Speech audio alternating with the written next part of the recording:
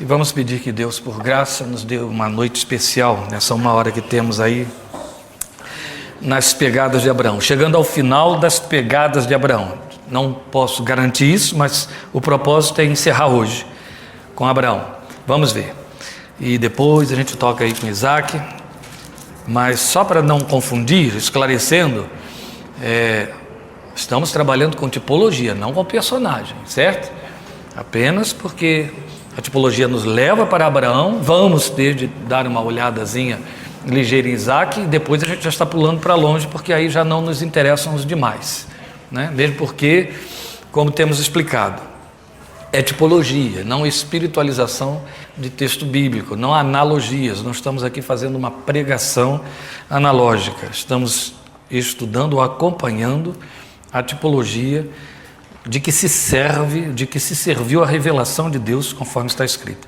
Então vamos orar e rogar que Ele, por graça, nos abra os olhos do coração. Eterno Pai, com gratidão em nossos corações, mais uma vez, diante de Ti, por causa da Tua palavra, por causa da Tua graça, por causa das Tuas promessas sobre esta palavra, por causa do Teu compromisso com ela, estas coisas que atraem a nossa fé, avivam a nossa fé, nos fazem, ó Deus, perseguir, pretender, desejar, Te ouvir a voz na Tua palavra, conhecê-la e atender ao propósito daquilo que apontou Pedro quando disse: crescei na graça e conhecimento do Senhor Jesus.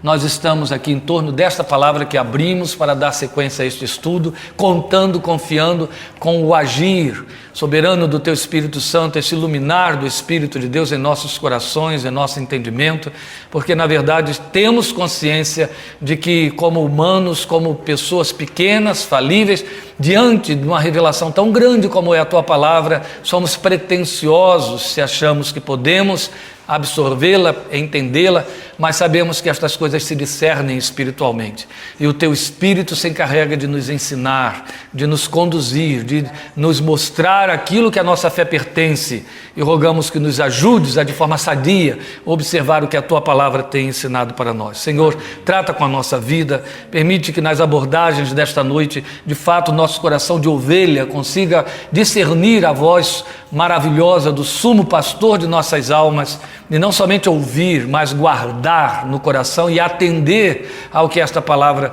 ministra e orienta para nós. Pedimos que nos ajudes neste propósito de estarmos conhecendo as pegadas da fé que teve Abraão, como Tua palavra recomenda, para que nos vejamos aí como igreja, como Teus filhos, Teu povo, as vidas que foram alcançadas na nova aliança pelo sangue de Jesus, e assim, Senhor, nos encontrarmos no nível e no prumo deste Teu propósito revelado por meio de Teu Filho Jesus. É nele, no nome dele, que oramos a Ti, esperando na Tua graça. Amém.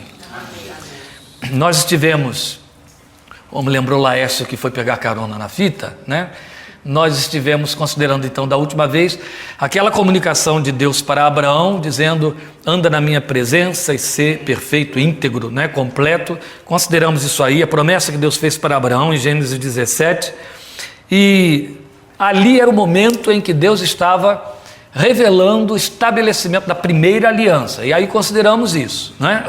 O que significava a parte de Deus na aliança e a parte, a resposta do homem na aliança. E encerramos dizendo: agora nós vamos, da próxima vez, para o capítulo 18, onde vamos ver como Abraão se movimenta dentro da aliança, o uso que ele faz dos recursos que a aliança está oferecendo a ele.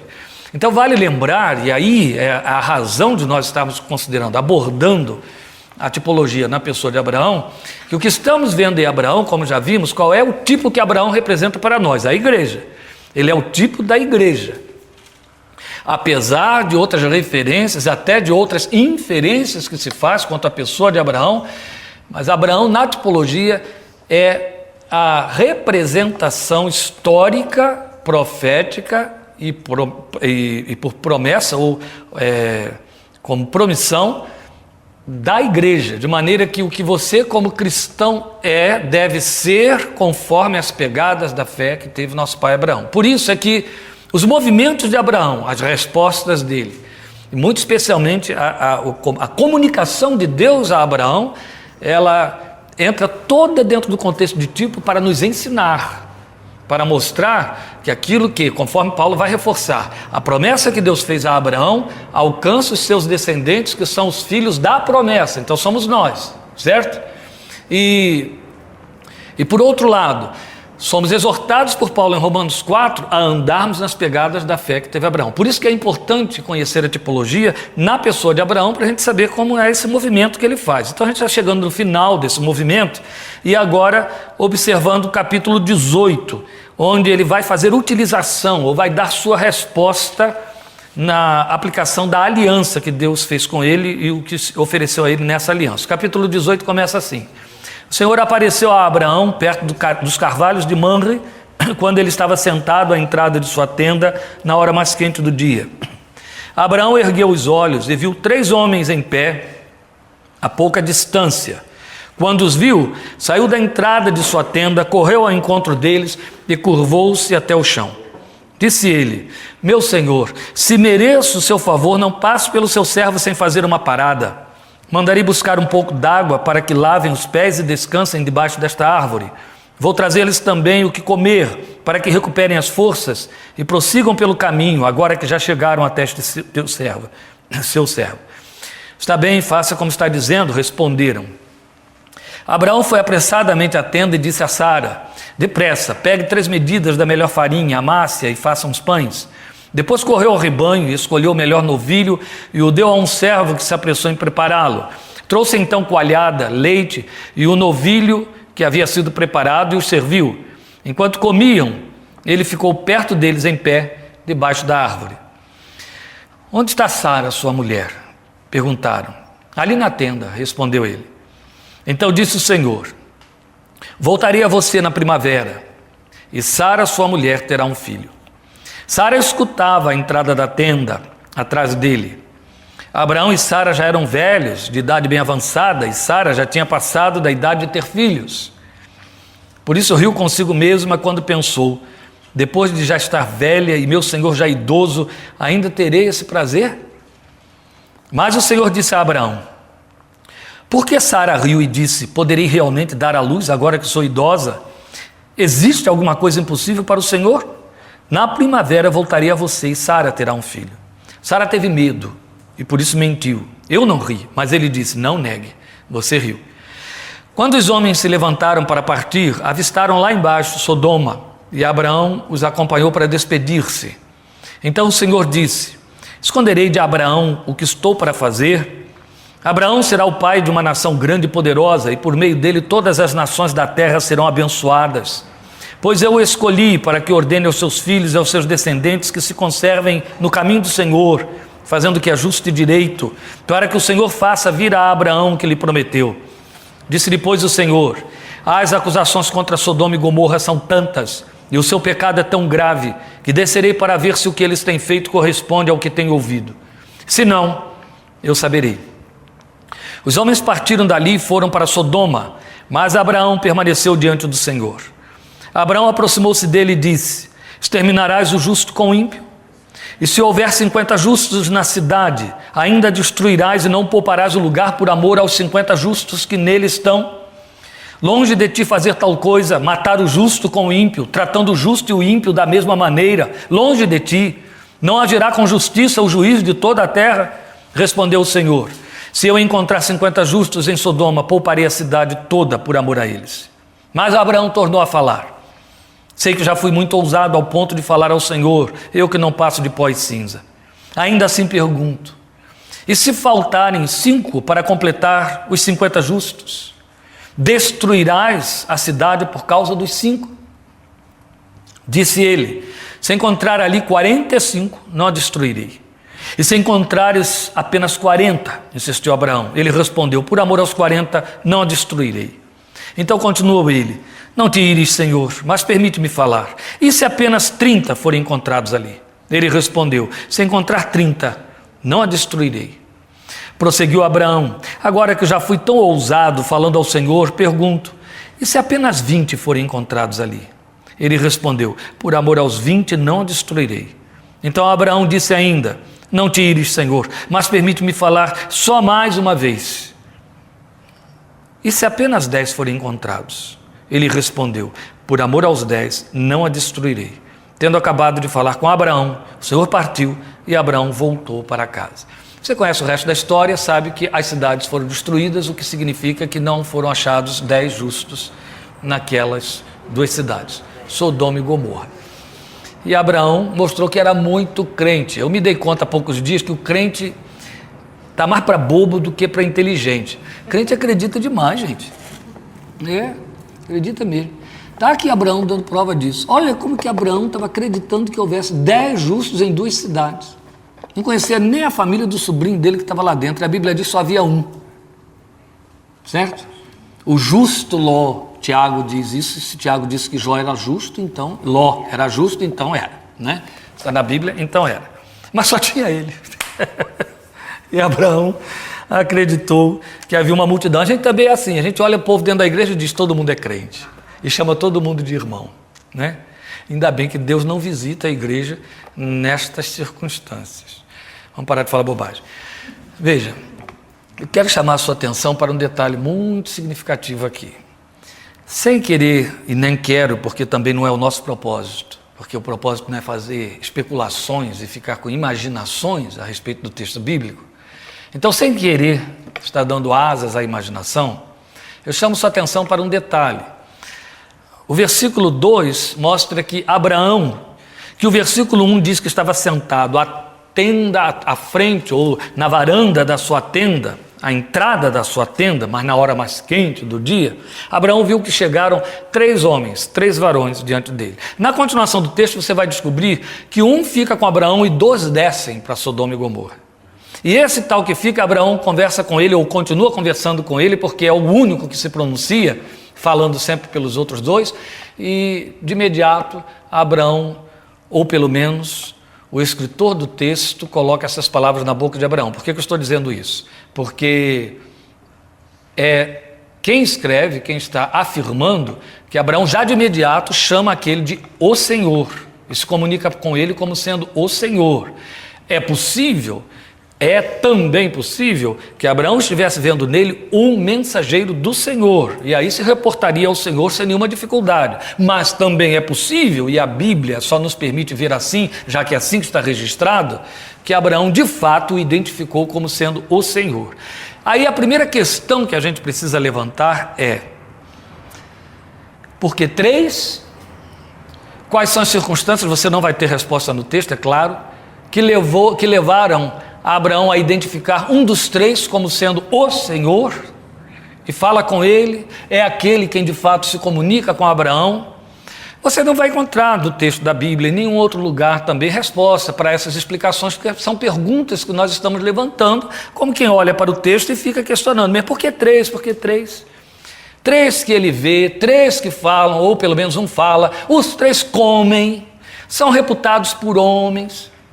Você vai ter várias vezes no Velho Testamento a Bíblia mostrando e registrando essas manifestações divinas, manifestações espirituais visíveis do contato e do trato de Deus com os homens dentro da história e na formação do seu povo, o povo de Israel. Via de regra, eles são reputados por anjos, ou maioria das vezes, quase que na totalidade das vezes, o texto bíblico se refere a essas teofanias, que é o termo técnico que a gente dá para as aparições divinas no Velho Testamento, como sendo o anjo do Senhor. Os teólogos, unanimemente, afirmam, insistem e entendem que a designação, o anjo do Senhor, no Velho Testamento, aponta a uma teofania específica, ou seja, é o mesmo sempre. Entende? Claro que isso aí só pertence à teologia cristã, e mais especificamente evangélica. Os rabinos jamais vão aceitar esse tipo de abordagem e de conceituação.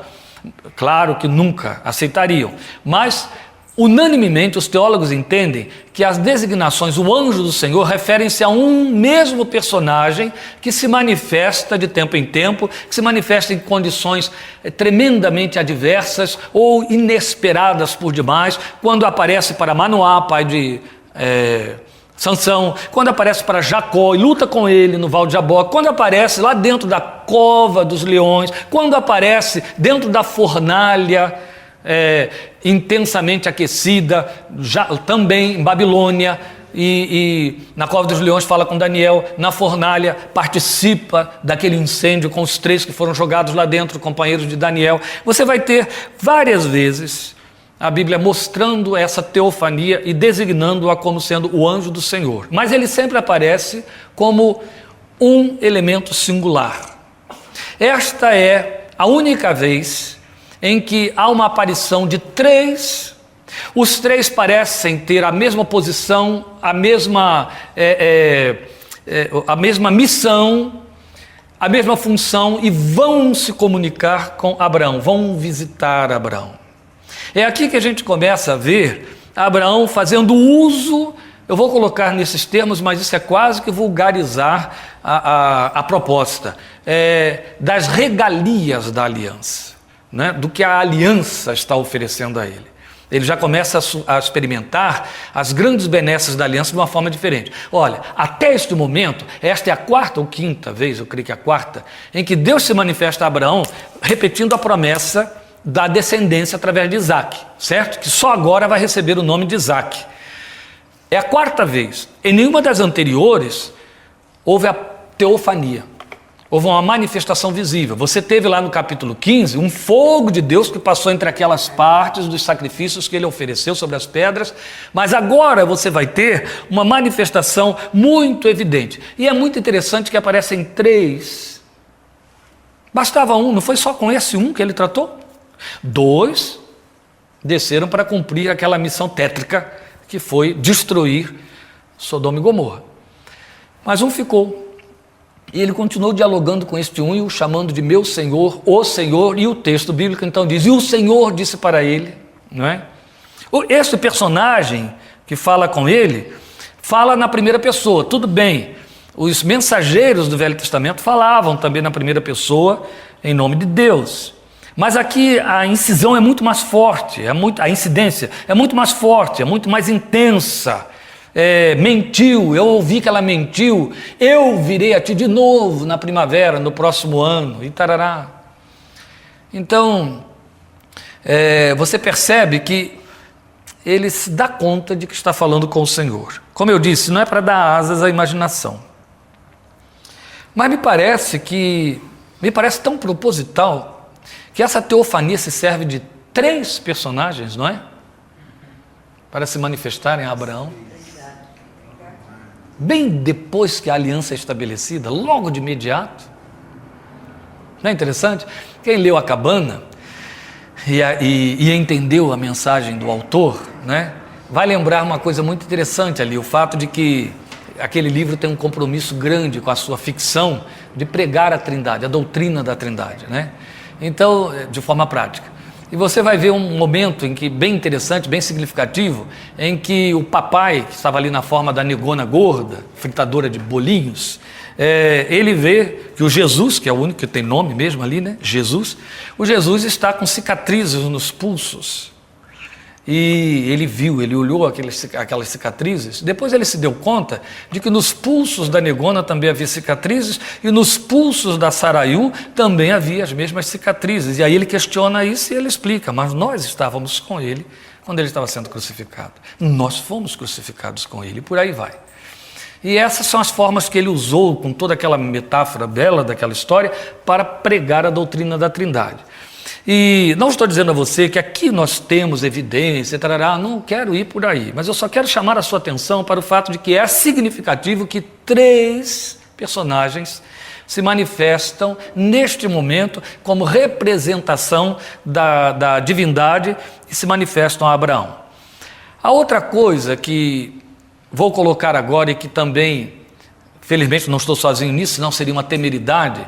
Vou colocar agora, e talvez seja alguma coisa um pouco nova para a maioria, mas eu reafirmo, não estou sozinho nisso, não é conclusão minha, isso aí tem homens de Deus de peso, especialmente fora do Brasil, que tem escrito a respeito, tem pensado assim, tem visto assim. Nós sabemos que, ou entendemos, que o anjo do Senhor, esse mensageiro do Senhor, essa teofania sempre repetitiva no Velho Testamento, é manifestação, chamar por isso teofania, manifestação de Cristo, do Cristo pré-encarnado, certo?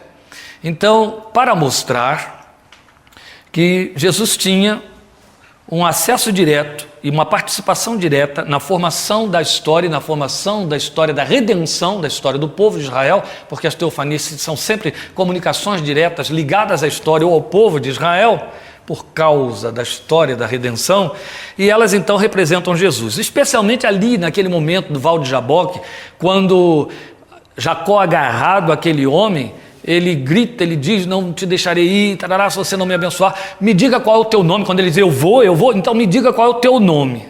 E ele responde dizendo: por que você pergunta pelo meu nome, visto que é maravilhoso? Lembram disso?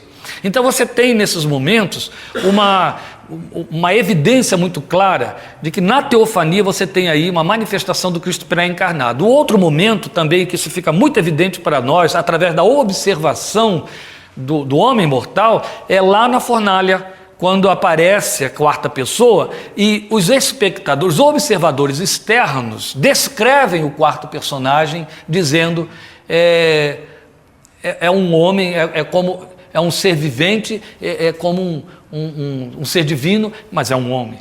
Então você percebe que as teofanias, elas sempre trazem uma característica muito clara de humanidade na pessoa da divindade que está se manifestando. Há características tão evidentes que a comunicação é direta. Há características tão evidentes que o interlocutor, ele trata aquela criatura divina como sendo um ser igual a ele. Eu vou lhe dar comida, eu vou hospedá-lo, entra aqui, fica aqui. Eles entram em Sodoma e Gomorra e os pecadores que lá estão querem seduzi-los. Lembram disso? Os dois percebem suas formas, percebem sua beleza, se sentem espicaçados nos seus vícios e querem atacá-los. Aí tem aquele diálogo truncado e feio de Ló com eles, né? Não é diálogo, é negociação. Eu ofereço minhas filhas no lugar deles, não façam mal, tarará, e por aí vai. Mas eles estão sempre sendo vistos como tão humanos, tão iguais a mim, que eu me confundo. Eu te chamo para entrar na minha casa, comer a minha comida. O que Abraão faz aqui? Ele prepara a comida, ele traz a comida, eles comem. Manoá não pensa diferente. Manoá prepara o alimento para aquele ser divino e ele não come, mas ele faz uso daquilo ali, ele queima aquela oferta, ele sobe na fumaça ou na chama daquele fogo que sai do incêndio que acontece na pedra. É aí que Manoá, quando o vê subir, se dá conta de que de fato era um ser divino e entra desesperado dentro de casa para dizer à mulher dele: vamos morrer, porque isso era a superstição da época. Estava escrito em algum lugar onde ninguém registrou nada: quem vira o rosto de Deus, a cara de Deus ou qualquer coisa de Deus morre. E isso passou por gerações. Até Moisés, que deve ter sido o maior sustentador dessa tradição, pensava de igual maneira. De maneira que você percebe que os movimentos do ser que se revela são humanos, muito evidentemente humanos. É o que você tem aqui. E agora, em três figuras. É mais fácil você pensar isso quando você conhece a doutrina da Trindade. E é fácil você pensar isso, mesmo que não conheça a doutrina da Trindade, se você entender alguma coisa da pré-encarnação de Cristo, do Cristo pré-encarnado, as aparições de Jesus antes de ter nascido do ventre de Maria. É claro que é uma linguagem muito profunda, ampla, eivada de filosofia. Nós não vamos por aí, senão a gente perde a meta aqui. Mas é uma linguagem de eternidade. Você nunca pode desconsiderar. Basta pensar 2 minutos, não precisa gastar horas bestando, pensa 2 minutos. Você nunca pode desconsiderar que a eternidade, além de ser algo de que não entendemos, ela invade o tempo histórico, ela o cria. Porque, é claro, você não pode nunca supor que a eternidade seja menor do que o tempo. Não existe isso, certo? Então a eternidade cria o tempo. Certo? Vamos dizer assim: o tempo é uma miniaturização, qualquer coisa, vocês entenderam, da eternidade. certo? O tempo obrigado, vocês entenderam. O tempo é uma expressão reduzida, mínima, da eternidade. Por exemplo, até o momento que você morrer, você se sente eterno. E a Bíblia explica isso. Você é o único, viu? Porque os bichinhos da sua casa não sentem isso. A Bíblia diz que Deus pôs a eternidade dentro de você. Por isso que você se sente eterno. Sempre. Até prova em contrário, é eterno. Tem medo de ver essa eternidade acabar, é claro. Mas ninguém que está sentado aqui diante de mim acredita que vai morrer daqui a pouco. Que bom, né? Senão a gente internava todo mundo agora. Cadê? Ele está ali. Mesma hora aqui, ó. Ajeitar a turma aqui, taca lá uma respiridona só para dar uma segurada. Veja, nenhum de nós, em sua consciência, admite que vai morrer já. Senão rasga a boca do balão, faz qualquer outro. Menos ficar aqui ouvindo eu falar essas coisas, né? Acho. Porque nós pensamos que entendemos a eternidade. Não, é que nós a sentimos, não entendemos. É impossível entender porque somos temporais, não adianta. Totalmente temporais. Mas é evidente, se você for partir, já estou passando dos 2 minutos, se você for partir para a relativização, você vai começar a perceber que você é eterno para o seu filho que tem 5 aninhos, 4 meses, 6 meses, você é eterno para ele. Tranquilamente, certo? Você representa uma coisa que é impossível para ele alcançar, passado. E passado é temporal. Mas existe uma outra coisa que faz parte do tempo, que tem muito mais de eternidade do que o passado, futuro. Você saber que há uma sequência, uma continuação. O futuro é a coisa mais absurda de que se pode ouvir falar. Por quê? Porque o futuro é uma grande expressão de eternidade para a gente, é uma grande evidenciação de eternidade. Parando de filosofar. Então o que eu quero mostrar para você com isso aqui? É que como a eternidade criou o tempo, quer dizer, invadiu o tempo, ou materializou-se numa coisa chamada tempo, o que é eterno precede o tempo e vai além dele, certo? Senão não é eterno. Se Cristo é eterno e tem 12.000 anos de confissão da igreja crendo nisso, e a Bíblia diz, então ele precede o tempo. Se ele precede o tempo, estava muito à vontade o Espírito Santo para mandar João registrar em Apocalipse 13:8 o cordeiro que foi morto na fundação do mundo. Certo? É a linguagem de eternidade. O cordeiro, para ser morto na fundação do mundo, tinha que estar encarnado. Certo? Não vá além, que senão você fica doidinho. Mas é só para você perceber que como a eternidade é uma invasão do tempo, agora você consegue conceber as teofanias terem expressões corpóreas, visíveis, palpáveis, comunicáveis e capazes de comer, não é? E de ter outras manifestações que ultrapassam estas condições meramente humanas. Fica mais fácil você conceber, porque a Bíblia diz que Deus é espírito. E Jesus, para poder provar a Tomé que ele não era espírito, ele disse: toca, e você vai ver que o espírito não tem carne e osso. Mas se Deus é espírito, já está tudo dito aí, não tem carne e osso, certo? Como que pode manifestar-se em carne e osso sem ser kardecista? Não é? Porque para se materializar, ou encarna, ou reencarna, ou possui. Certo? E aí, encarnação é cristianismo, reencarnação já não é, e possessão também não é. É cristianismo e é espiritismo e é umbandismo e é tudo mais, que tem a ver com o diabo, e o cristianismo fala da possessão. Está tudo lá pior ainda. Então não estamos falando de possessão divina, nem de reencarnação divina. Estamos falando de encarnação que precedeu o tempo. Ele podia tranquilamente manifestar-se, se é uma trindade, pode vir mais 2, né? Podia manifestar-se visível fisicamente. Gente, isso aqui é pensar e imaginar em cima do texto bíblico. certo? Estamos indo para o que diríamos aqui, estou inventando essa expressão, uma lógica da fé. A Bíblia não dá sustentação para essas coisas que eu estou falando, mas isso não quer dizer que eu estou criando uma heresia nova, porque pode ser só uma heresia já velha. Então veja, só quero que você preste atenção numa coisa que é importante para o nosso estudo, que é o propósito do estudo. Eu disse que Abraão usufrui as benesses da aliança aqui neste texto. Verdade, onde ele está? Ele está sentado na varanda da sua tenda, na hora mais quente. Ele é o chefe do clã, ele era um homem poderoso. O texto diz que aqui ele já estava muito rico, então estava mesmo, né? Ouro, prata, bens, gado, gente, tinha muitos servos, tinha um exército com ele, lutou contra 5 reis e venceu. Era um homem rico, estava poderoso. E sentado na sua tenda, que por ser a tenda dele, deveria ser aquele palacete do deserto, né?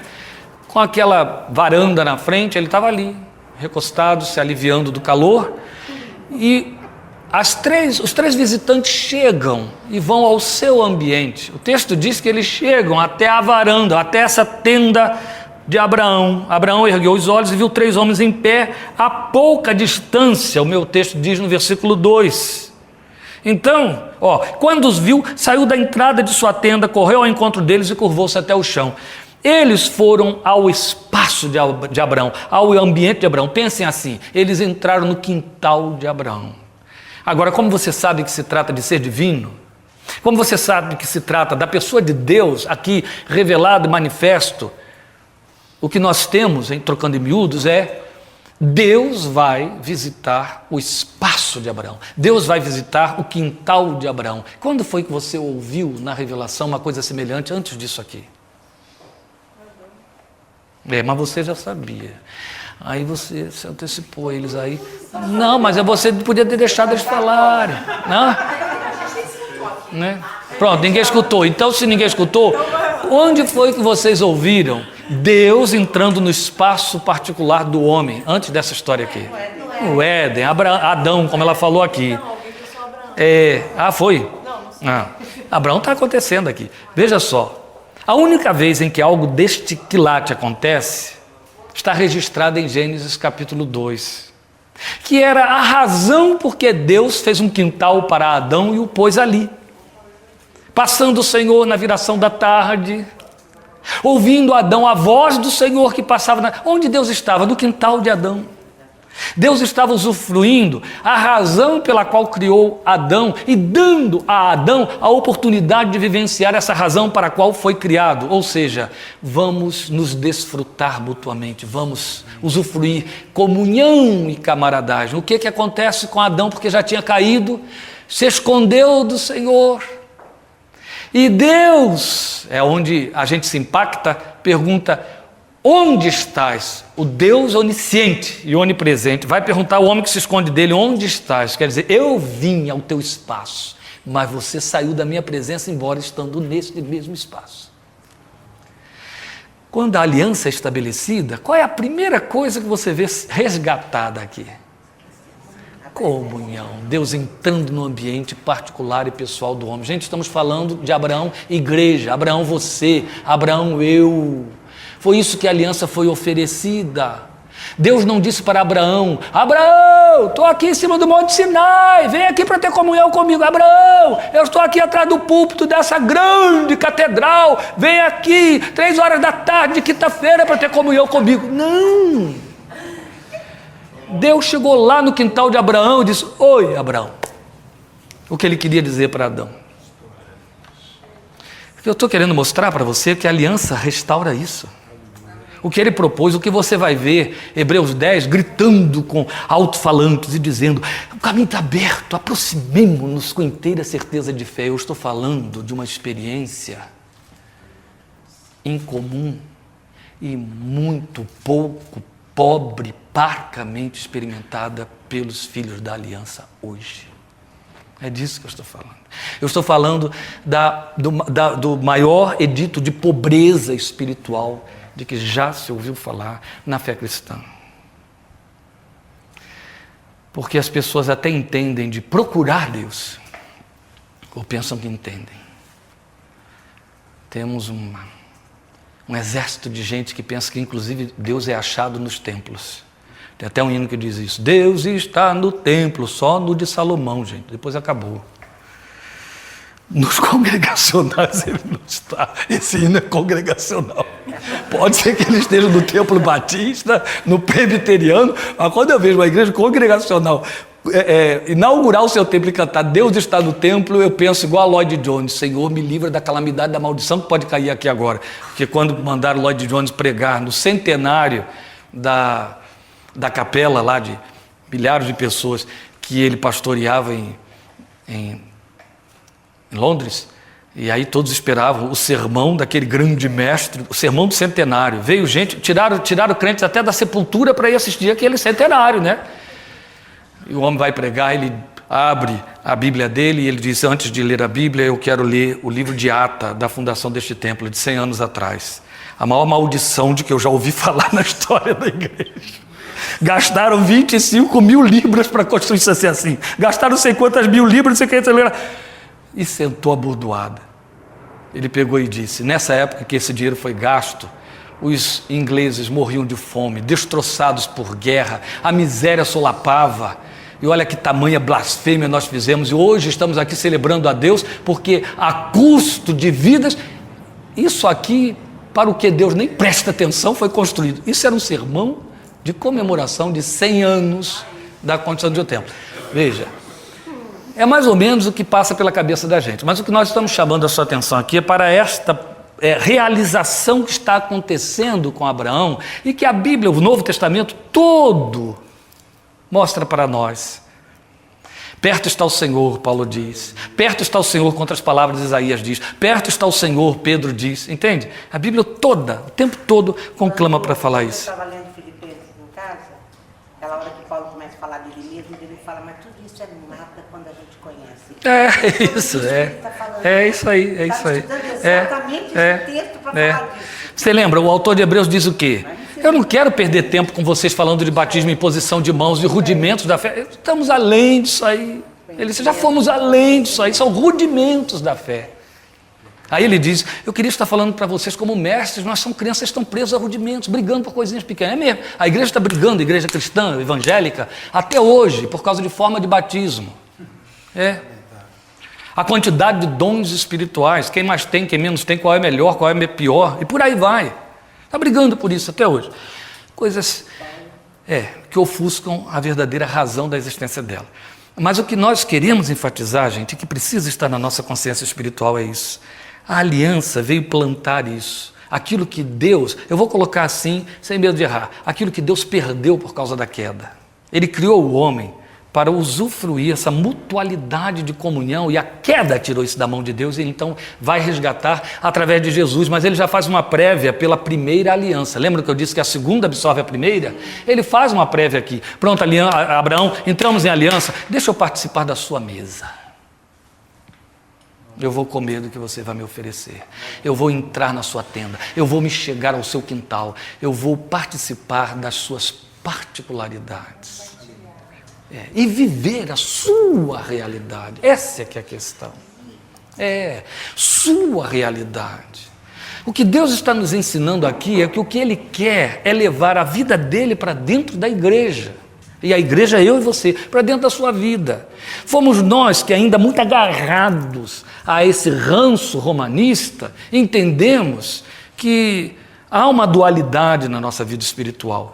Há o momento temporal e o momento espiritual, e o momento espiritual tem lugar e momento, de fato. E Jesus derrubou tudo isso em João 4, para mostrar que não há lugar e nem hora, nem forma, não é? Em espírito e em verdade, não é lá, não é cá, é em espírito e em verdade, para mostrar. Daí Paulo dizer: orai sem cessar. Ora, droga, se eu só entendo de oração como tendo forma, gestual e lugar, eu não posso orar sem cessar. Primeiro que eu tenho que ter uma forma, segundo um lugar, depois um tempo. Mas isso fomos nós que inventamos. A Bíblia vai mostrar que ele vai, lembra, já usei essa expressão aqui com vocês, vai engenheirar comigo, vai professorar comigo, vai cozinheirar comigo, vai lembra, eu usei isso aqui, enfermeirar comigo, e por aí vai.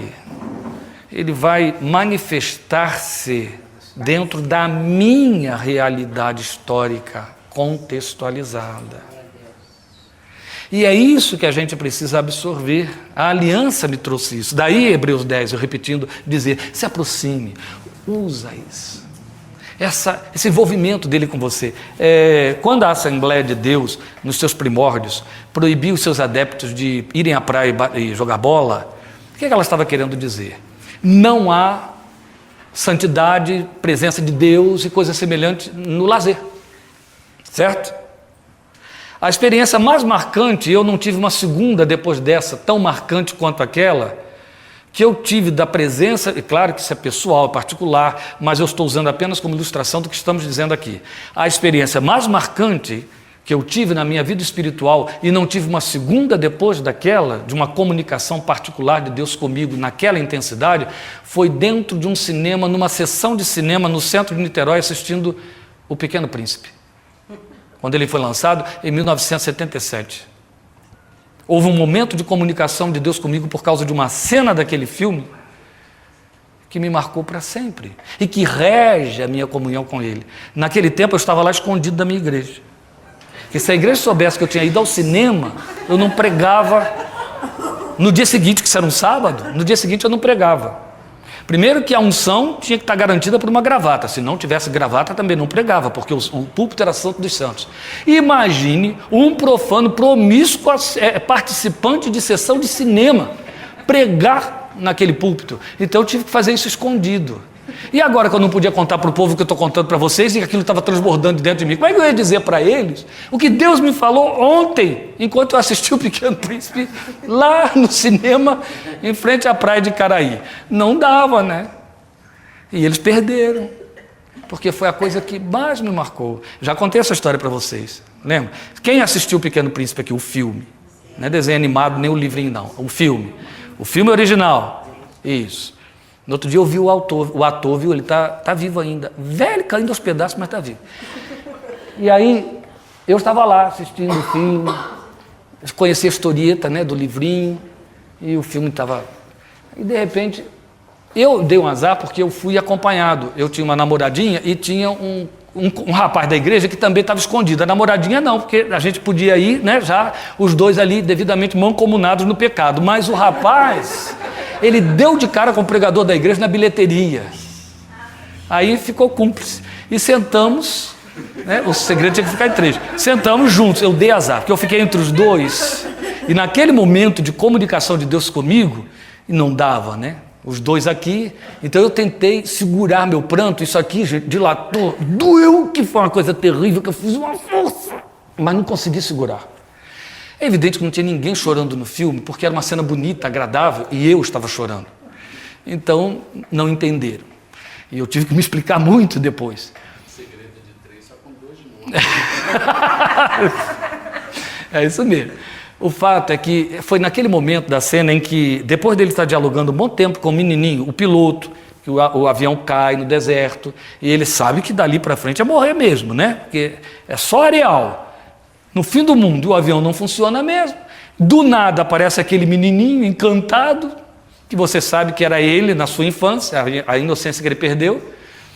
Então, quando há um momento em que ele fala da sede ou necessidade de água, não lembro mais, e o menino diz, vem, para mostrar ele onde tem água, ele vai atrás do menino, e o menino vai subindo as dunas e descendo, e ele, sem entender, ele vai atrás do garoto. O garoto insistindo, vem, né?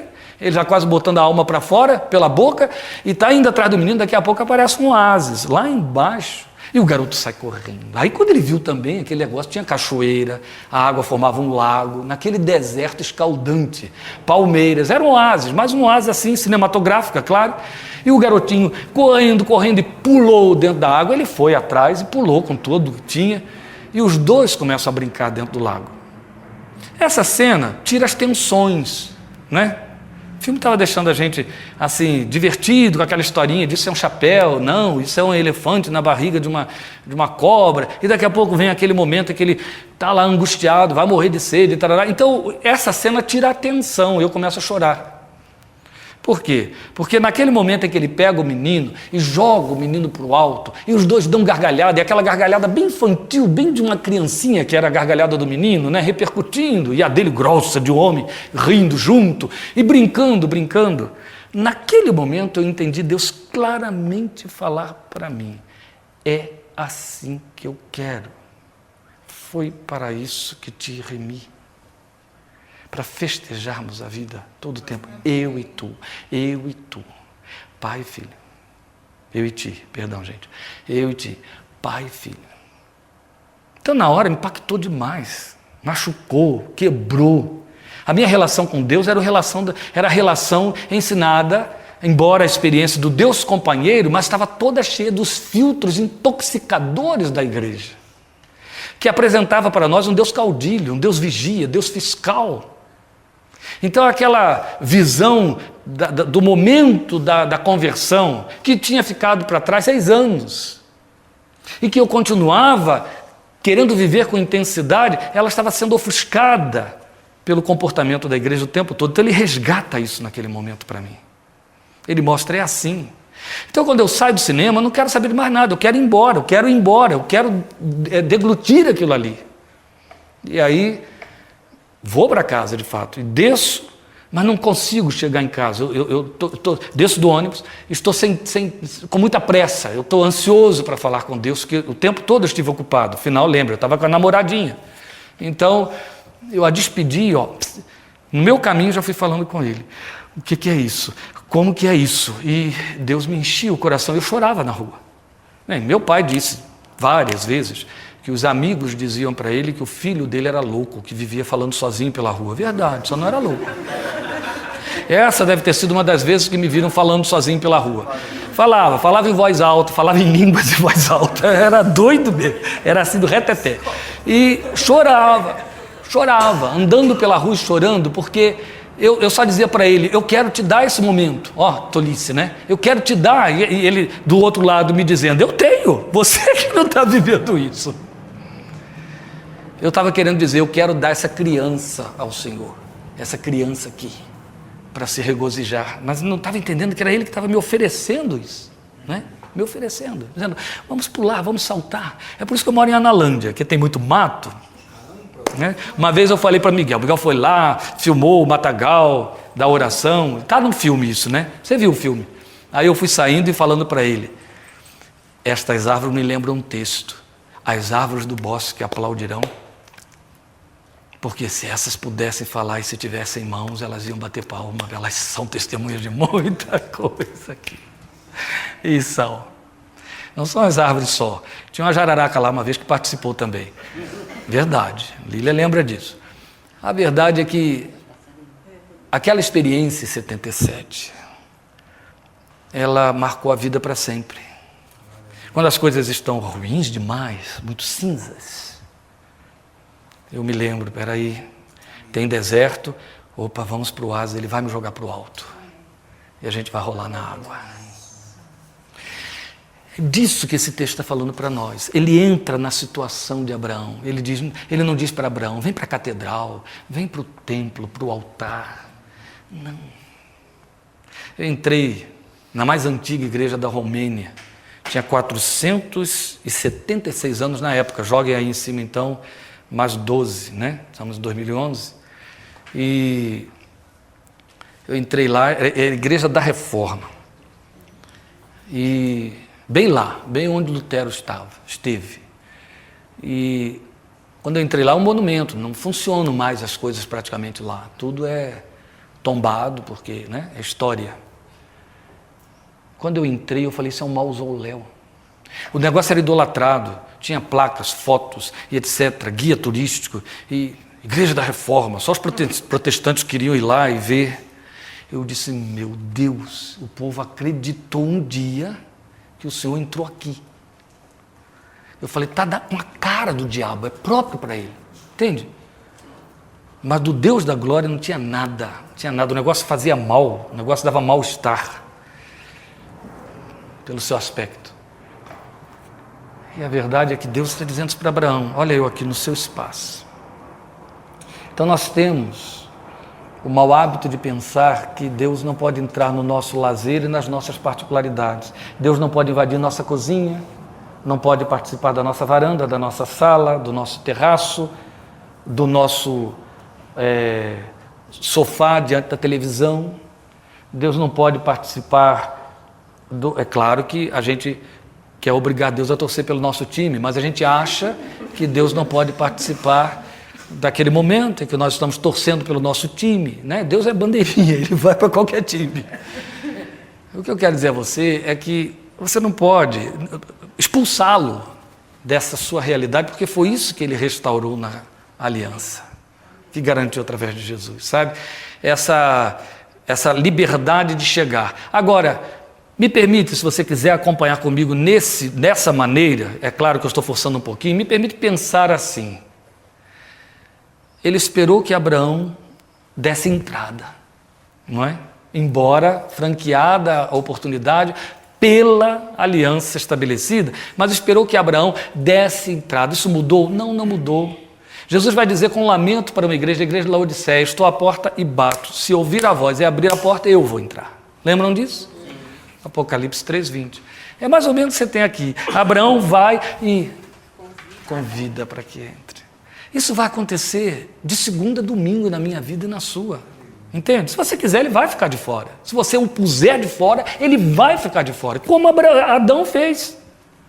Ele estava lá no quintal de Adão, não serviu para nada para Adão isso. Não se permite sentar na varanda. Nem a si próprio, né? Nem a si próprio ficar na varanda. Imagine, no pleno meio-dia. Deus chega. Imagine, né? Ter ócio, bestar. E aí perde a oportunidade de comunhão, meditação, revelação e etc. A opção de irão junto. A palavra pureza como criança, né? Como criança. A gente tem que ter o coração como Liberdade ainda define muito mais, como Paulo fala para nós. Veja, o que eu quero chamar a sua atenção para mostrar que a gente faz essas expulsões, entende? A gente faz essas exclusões de Deus no dia a dia. E por quê? Exatamente porque a gente cria uma imagem falsa, pietista, de uma santidade de Deus que não encaixa em Deus. Entendeu? É uma santidade pelo aspecto negativo. É uma santidade que a minha pecaminosidade impõe. Quando ele vai entrando na presença de Abraão, presta atenção.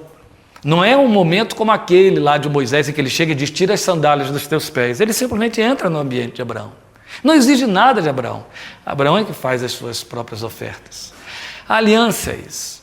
A aliança é ele envolver-se com você todo momento e no seu dia a dia. Quando Areli nasceu, nascimento, estou dizendo, o parto, né?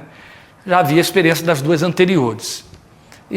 Mas uma coisa que ficou assim muito significativo para mim foi que eu me lembro que eu ouvi um oficial da igreja atrevido, abusado, um instrumento do diabo, que ele pegava muito no meu pé, e ele, quando Lília foi para o hospital e veio a notícia de que naquele dia a criança nasceria, todos nós já sabíamos que era uma menina, pelo menos eu, aí ele chega para mim e diz: espero que pare por aí, viu? Aquilo ficou entalado aqui, eu falei: mas não volta, né? Não vai descer porque nunca desce, entende, gente? Esse é o problema.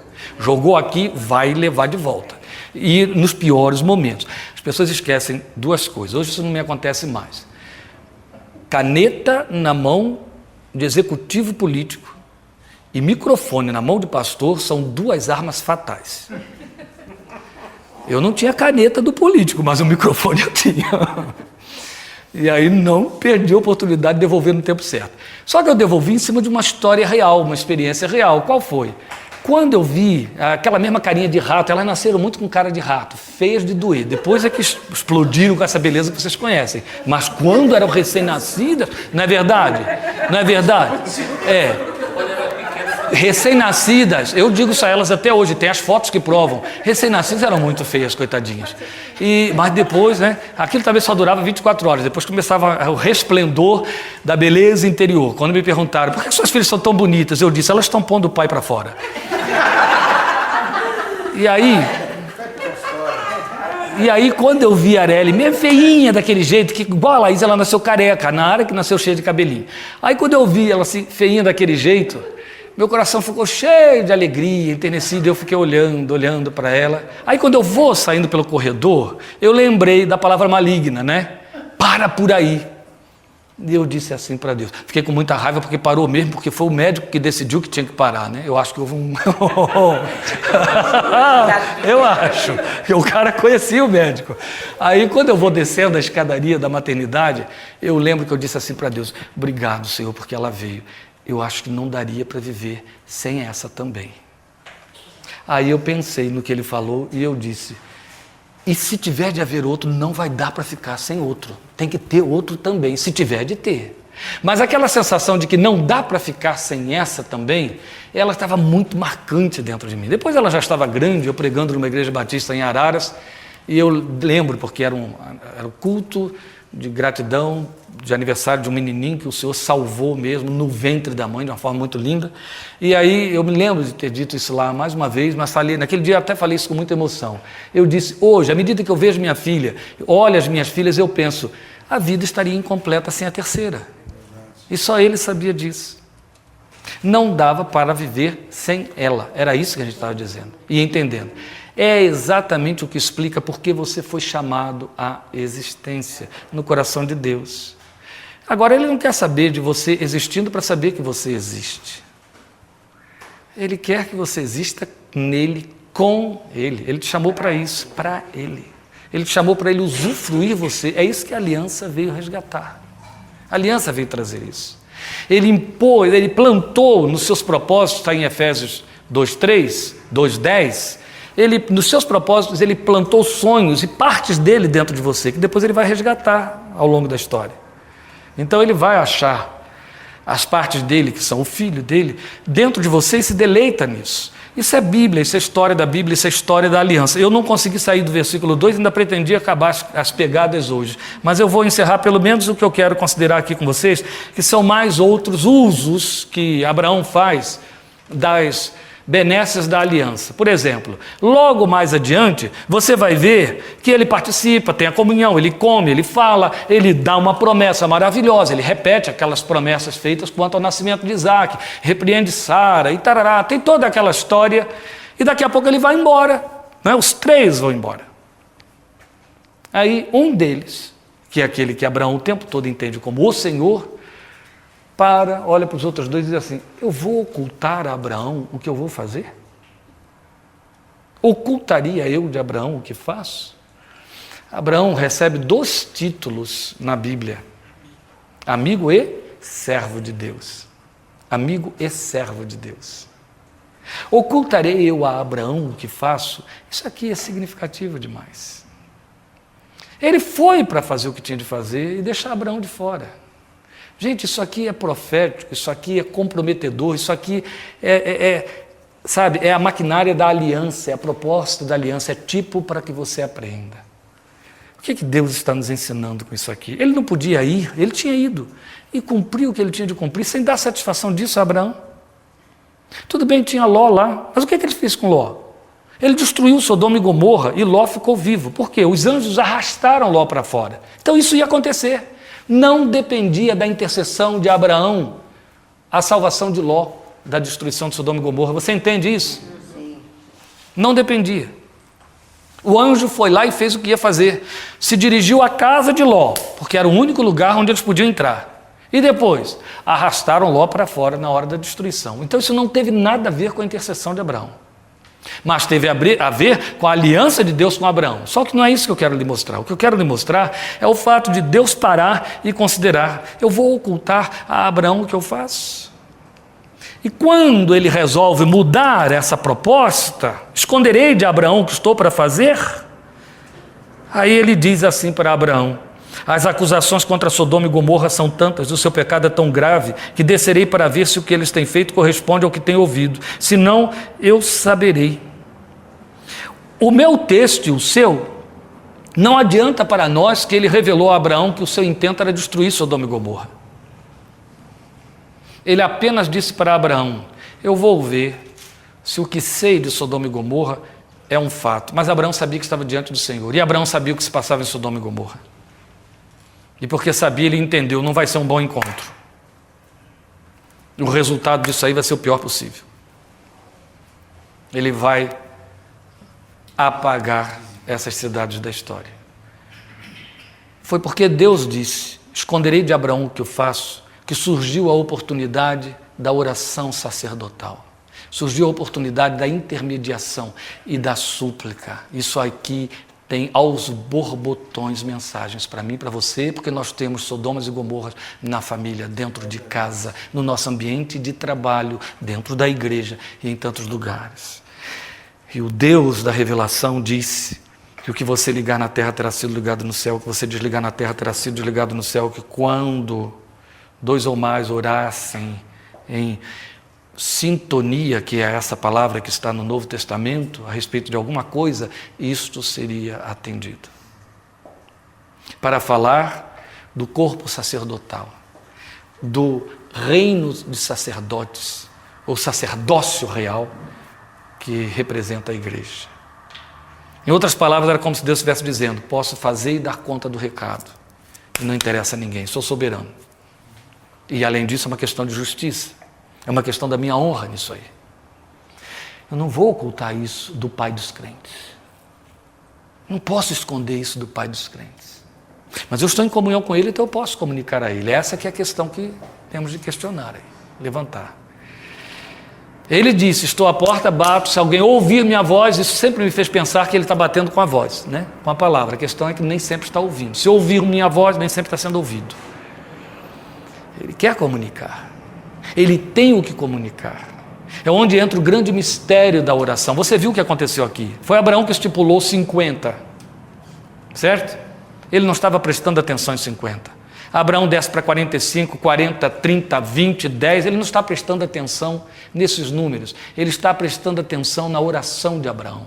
Se Abraão dissesse: se houver um, o Senhor vai destruir a cidade, ele poderia dizer: vou tirá-lo de lá. Mas ele ia manter o jargão: por amor a esse um, pouparei a cidade. E Sodoma e Gomorra estaria aí até hoje. Porque ela continua aí. E as destruições não se repetem naquela medida. Certo? Ele estava prestando atenção na oração.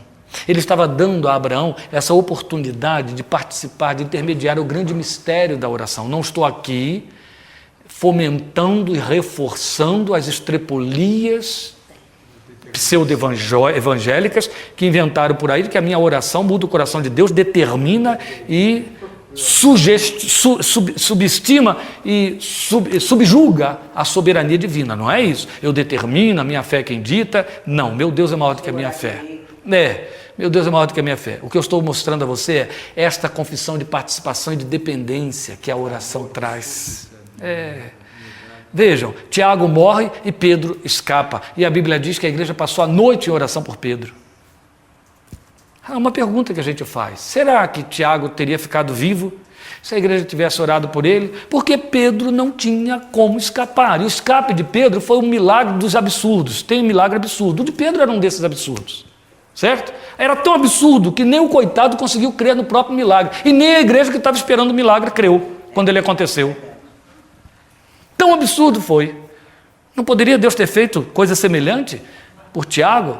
E por que fez em cima da oração da igreja? Por que a gente tem Tiago mesmo dizendo para nós, o outro, né? Tiago 5,16, dizendo para nós, 5,15, muito pode por sua eficácia a súplica dos justos. Quanto é muito, esse muito que pode? Será que é Efésios 3,20? Aquele que é poderoso para fazer infinitamente mais do que tudo quanto pedimos ou pensamos, segundo o seu poder que em nós opera. Será que esse é o tamanho, é o quantitativo? Eu creio que é. A questão está na oração, mesmo porque a Bíblia diz que você, por melhor que ore por mais ou muito, não sabe orar como convém, mas há um Espírito comprometido com você que intercede até com gemidos inexprimíveis, se necessário for, e Deus que entende a mente do Espírito. Então, esse é um momento da aliança que a gente até usa, mas de forma muito distorcida e também muito egoísta, mas até usa. Oração é uma das coisas pouco feitas, mas ainda feitas pela igreja, como recursos da aliança, mas pouco feitas ou não feitas na medida e na proporção do que é oferecido. Na verdade, que nós estamos falando aqui de participação, porque o que move Deus é isso. Eu não vou esconder dele o que eu faço, eu vou comunicar, eu vou trocar ideia com ele, eu vou mostrar a ele o que quero. Há momentos em que ele chega e diz, como disse a Jeremias: não levante oração por este povo, eu não te ouvirei, mas diz. Mas comunica, prepara, avisa.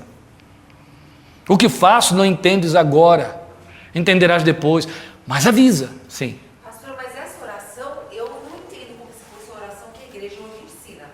Não. Eu entendo que uma conversa... Eu percebo o que você está dizendo, Porque não é essa oração, porque senão, escutando assim parece que é uma coisa aquela mágica. Eu acho que, às vezes, um suspiro teu em silêncio que você está se comunicando com Deus é uma oração. Isso, eu estou falando do espírito dessa oração, certo? Estou falando do fato de que Deus te quer participante do propósito, do plano dele. Ele te quer participante do coração dele, do que ele sonha, do que ele pensa, porque a gente só entende de um Deus balconista. É um Deus que está para o meu capricho, para a minha necessidade, para o meu desejo. E a gente esquece que a Bíblia mostra o tempo todo que existe lá um desejo do coração dele. Existe uma vontade com um programa estabelecido, e que ele nos comunica e no qual nos quer participantes. É por isso que nem tudo a gente pode saber, é evidente. Nem tudo pode ver, é evidente. Senão pularíamos fora muito antes da hora, é evidente. Claro, porque há muita coisa da qual Deus dá conta, eu e você não. Se o filho dele, na estrutura daquele momento de angústia, gritou: se for possível, cálice passe de mim sem que eu beba, se não for, faça a tua vontade, mas ele estava pedindo, se for possível, passa de mim este cálice. Há muita coisa que tem que ficar escondida mesmo de nós, mas é nessa comunicação do crente, dessa liberdade de entrar na presença dele e falar, que você é minimamente preparado. Há uma devolutiva, há uma participação, há uma comunicação. A Bíblia não esconde isso em nenhum momento de nós. Ela, além de dizer que ele está perto, fala desse mover do Espírito que nos ensina, que nos fará lembrar, que nos guia. São verbos alusivos ao ministério do Espírito Santo na vida do cristão. Então, a aliança traz isso. Eu falei, para terminar, que a grande pobreza da nossa vida cristã é perdermos essa revelação desse Deus companheiro nesta proporção, mas a outra pobreza está no que vem aí também a reboque, é reduzir a vida da oração, de oração, à petição. Entende? Não há, como alguém escreveu muito bem, celebrando as disciplinas. Então, a contemplação.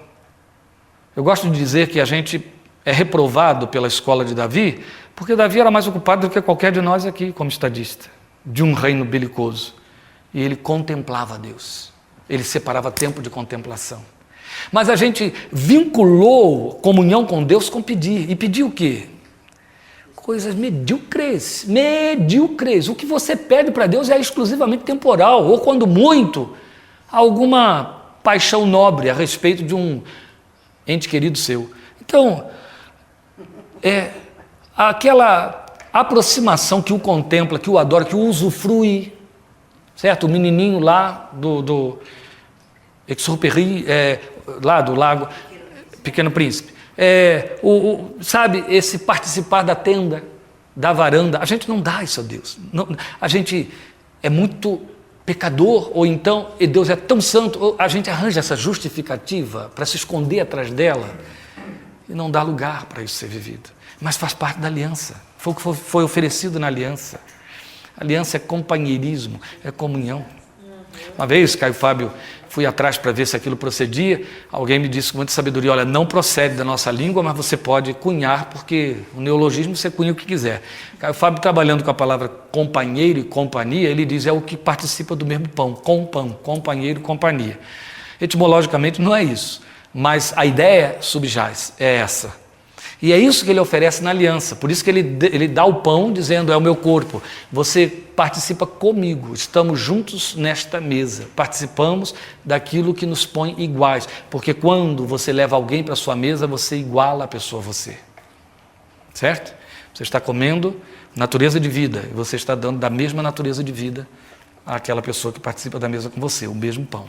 Então, ele vem oferecer isso na aliança, e este é um dos gloriosos recursos da aliança que nós temos e que ele nos oferece. Não é apenas pensar em orar, é esta participação com Deus. Eu li uma vez um fato numa revista de seleções, vou parar porque depois a gente vai para o último passo é dia 8. Eu li uma vez numa revista de seleções algo que me impressionou muito, porque não tinha por que o sujeito inventar aquela história, não era uma ficção, era um relato histórico, e também ele estava com toda a autoridade para dizer que aconteceu por causa daquilo. A história do ataque aéreo que a Alemanha nazista faria a Londres e que estava programado, tinha data marcada na Alemanha. A Inglaterra, que já estava sendo muito bombardeada, sabia que haveria uma ofensiva de destruição total. Tanto que essa capela do Lloyd Jones, que eu falei para vocês, explodiu tudo à volta e nem o vidro da capela partiu e o povo estava lá dentro orando durante um dos bombardeios de Londres. E eles estavam mesmo na expectativa de uma grande ofensiva que riscaria Londres do mapa. Sabiam, e ela existia. Talvez por questões de espionagem essa notícia chegou à Inglaterra, mas a verdade é que lá na Alemanha esse projeto existia. E um daqueles 3 generais, eu não sei qual deles era o responsável o nome do que era responsável pela Força Aérea, ele tinha um problema muito sério de coluna, sofria muito. E ele tinha um massagista, que era judeu, mas conseguiu ficar escondido e ileso como judeu. Mas era um massagista famoso, o homem era bom, era poderoso. E esse massagista judeu era cristão. Então, ele soube, né? Porque ele estava lá fazendo os trabalhos dele nas costas do sujeito e os assuntos estão rolando ali, e ele soube da data da ofensiva contra a Inglaterra. Também ele tinha gente dele por lá. Então o que ele fez? Ele pediu a Deus que lhe desse capacidade e graça para conseguir de alguma forma atrasar, induzir, seduzir, fazer qualquer coisa no ouvido do generalíssimo para que houvesse atraso da invasão, para que o povo tivesse mais tempo e quem sabe aí alguma coisa pudesse ser feita por Churchill e aí a coisa mudar. E ele conseguiu isso com as tais massagens. Aliás, não foi a única coisa que ele conseguiu desviar a rota de um dos trens cargueiros que levava judeus para o extermínio. Ele conseguiu desviar essa rota ali na base dos dedinhos nas costas do homem, conversando com o sujeito, etc., e conseguia seduzir. Ele conseguiu fazer com que houvesse atraso através das sessões de massagens que ele estava fazendo. E aí, e isso ficou registrado lá. Quem escreveu essa história foi um líder cristão inglês. E o que acontece é que, por conta de serviço de espionagem ou coisa parecida, eles estavam sabendo que estava se aproximando o dia dessa ofensiva destruidora. E os crentes foram movidos a clamar e a orar para que houvesse um retardo nessa data de tal maneira que a Inglaterra pudesse completar o que estava sendo preparado de maneira a poder resistir à ofensiva. E a história vem nos contar que o efeito da coisa acontece através dos dedos desse massagista judeu cristão. Então, quando o compilador da história ele escreve, o que ele diz? Esta foi a maneira como Deus trabalhou ouvindo a oração da igreja. E ao mudar, através dessa influência que ele operou da forma mais absurda, essa data salvou a Inglaterra, salvou-se Londres com essa história. Nunca devemos fantasiar a máxima de Tiago, mas também jamais reduzi-la. Muito pode por sua eficácia a súplica dos justos. Pode por quê? Porque está em aliança com Deus. Não pode porque tem uma fé a qual Deus se dobra. Não pode porque tem um segredo de oratória que encanta Deus como se ele fosse aquela naja indiana e ele então tocasse a flauta da oração. Não. É porque tem intimidade e companheirismo. E aí ele pode falar com aquele que atrasa, adianta, muda, transforma. E aí as coisas de fato acontecem. Tornar um só coração. Gente, há coisas que a gente tem que ler nas entrelinhas. Vamos lembrar sempre que Deus diz com muita honra, muito orgulho, eu gosto de dizer assim, a respeito de Davi, achei a Davi, varão segundo o meu coração, que fará tudo conforme a minha vontade. Ele está falando de um Davi que Aprontou, viu, gente? Não vivia vestidinho de linho branco, com grinaldas, né? Não. Não estou jogando pedra em Davi, mas foi o pior pai da história de Israel. Não estou jogando pedra de Davi, mas não precisava ser adúltero e assassino ao mesmo tempo, né? Não estou jogando pedra em Davi, mas... É. Mas eu só quero que você entenda o seguinte, Deus diz assim, é segundo o meu coração. Não, nem põe apesar de, né? Pelo contrário, é um varão segundo o meu coração que executará a minha vontade. Deus está falando desse coração quebrantado e companheiro de Davi. Ó, a minha alma te segue de perto. Foi Davi que falou isso. Isso encanta Deus e atrai Deus. Foi a Davi que Deus revelou a um coração quebrantado e contrito. Não resistirás, ó Deus. Amém?